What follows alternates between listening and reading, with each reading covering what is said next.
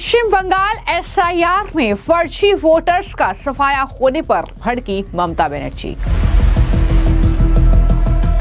Election commission पर ममता बनर्जी का हमला, ऐसा बेशर्म आयोग कभी नहीं देखा। ममता बनर्जी का आरोप, बीजेपी के ऑर्डर पर काम कर रहा चुनाव आयोग। ममता बनर्जी ने कहा, हम बंगाल को बीजेपी के चंगुल से बचाने के बाद दिल्ली पर करेंगे कब्जा। पश्चिम बंगाल की वोटर लिस्ट से एसआईआर में 58 लाख वोटों का सफाया होने के बाद एक बार फिर पश्चिम बंगाल की मुख्यमंत्री ममता बनर्जी चुनाव आयोग पर बरसी हैं। ममता बनर्जी ने चुनाव आयोग पर भड़ास निकाली और कहा कि मैंने ऐसा बेशर्म आयोग पहले कभी नहीं देखा और ना ही मैं भविष्य में वर्तमान आयोग को फिर से देखना चाहती हूं। सिर्फ इतना ही नहीं, चुनाव आयोग के साथ साथ बीजेपी पर भी उन्होंने हमला बोला और कहा कि बीजेपी बंगाल में मुसलमानों के बीच फूट डालने की कोशिश कर रही है, वो समुदाय को बांटने की कोशिश कर रही है। हम बंगाल को बीजेपी के चंगुल से बचाने के बाद दिल्ली पर कब्जा करेंगे। ये तमाम बातें ममता बनर्जी के जरिए कही गई है। यानी सीधे तौर पर पश्चिम बंगाल में जो एसआईआर की प्रक्रिया चल रही है उसमें जो पहले चरण की जो लिस्ट सामने आई, जिसमें 58 लाख जो फर्जी वोटर्स थे वो बाहर हो चुके हैं। एक तरीके से घुसपैठियों पर जबरदस्त प्रहार हुआ है, जिसके बाद अब ममता बनर्जी ने खुलकर चुनाव आयोग पर गंभीर आरोप लगाए और कहा कि राज्य में जो एसआईआर की प्रक्रिया चल रही है उसमें गलतियां हुई हैं, वोटरों की मैपिंग में त्रुटियां हैं। चुनाव आयोग राज्य सरकार को बिना बताए ही ऑब्जर्वर अपॉइंट कर रहा है। ये पूरी प्रक्रिया बीजेपी के हित में की जा रही है। तो पश्चिम बंगाल की राजधानी कोलकाता के नेताजी इंडोर स्टेडियम में टीएमसी के बूथ लेवल एजेंटों की बैठक में ममता बनर्जी पहुंची थी। वहां पर उन्होंने भाषण दिया जिसमें कहा कि एसआईआर सुनवाई के लिए माइक्रो ऑब्जर्वर के तौर पर नियुक्त केंद्रीय अधिकारियों को स्थानीय भाषा का बहुत कम ज्ञान है। ऐसे अधिकारी संशोधन अभ्यास के दूसरे फेज के दौरान वेरिफिकेशन करने के लिए अयोग्य हैं। इस तरीके के आरोप तो लगातार ममता बनर्जी उनकी पार्टी के नेता शुरू से लगा रहे हैं, क्योंकि पश्चिम बंगाल में 2026 में विधानसभा चुनाव होना है। ऐसे में अगर इतनी बड़ी संख्या में वहां से फर्जी वोटर्स का सफाया होता है तो जाहिर तौर पर यह ममता बनर्जी के लिए बड़ा नुकसानदायक पश्चिम बंगाल में हो सकता है। यही वजह है कि कुछ इस तरीके की भाषा अब ममता बनर्जी ने अपना ली है। इस तरीके से संवैधानिक संस्था पर वो हमला बोल रही है। बेशर्म आयोग, ऐसा नहीं देखा ना देखना चाहूंगी, इस तरीके की बातें ममता बनर्जी कर रही हैं। जैसा कि मैंने आपको जानकारी पहले भी दी थी कि चुनाव आयोग ने 19 दिसंबर को पश्चिम बंगाल में हुए एसआईआर की नई लिस्ट जारी की। ड्राफ्ट रोल के बाद कुल वोटर 7.8 करोड़ हैं। पहले 7.66 करोड़ थे। कुल 58,20,000 से ज्यादा नाम काटे गए हैं।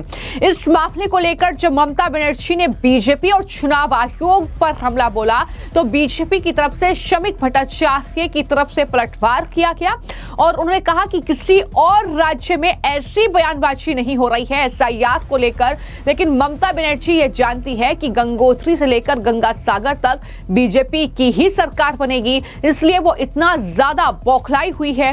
क्या कहा शमिक भट्टाचार्य ने, सुनिए। देखिए, हमारा राज्य की मुख्यमंत्री ममता बनर्जी जब ईद उल फितर की मंच पे खड़ा होकर बोल रही थी, जो बीजेपी इज प्रैक्टिसिंग हिंदू धर्म इज अ गंधा धर्म, तो उस समय पूरा जनता का नजर इस पे था। जब फिराद हकीम कलकत्ता कॉरपोरेशन के मेयर और एक प्रमुख मंत्री का नाते जब खुलेआम दावत-ए इस्लाम की बातें किया था और वो बोला था जो मुसलमान होकर नहीं पैदा हुआ वो दुर्भागा है। हर मुसलमान का ये दायित्व बनता है कम से कम एक को अपना धर्म में ले आना। तो उसी ममता से क्या आप उम्मीद कर सकते हैं? ये जो खेल हो रहा है it is because of Mamata Banerjee's divisive politics. मजहब के नाम पर पूरा समाज को बांटना, और उसका बाद ब्लॉक वोट को कंसोलिडेट करना, मुस्लिम वोट बैंक लेकर आगे वाले दिन में सत्ता पे आने का ममता बनर्जी का जो लक्ष्य है वो साकार कभी नहीं होंगे। 2026 का जो चुनाव है उसमें ममता बनर्जी और उसका पार्टी का विसर्जन निश्चित है।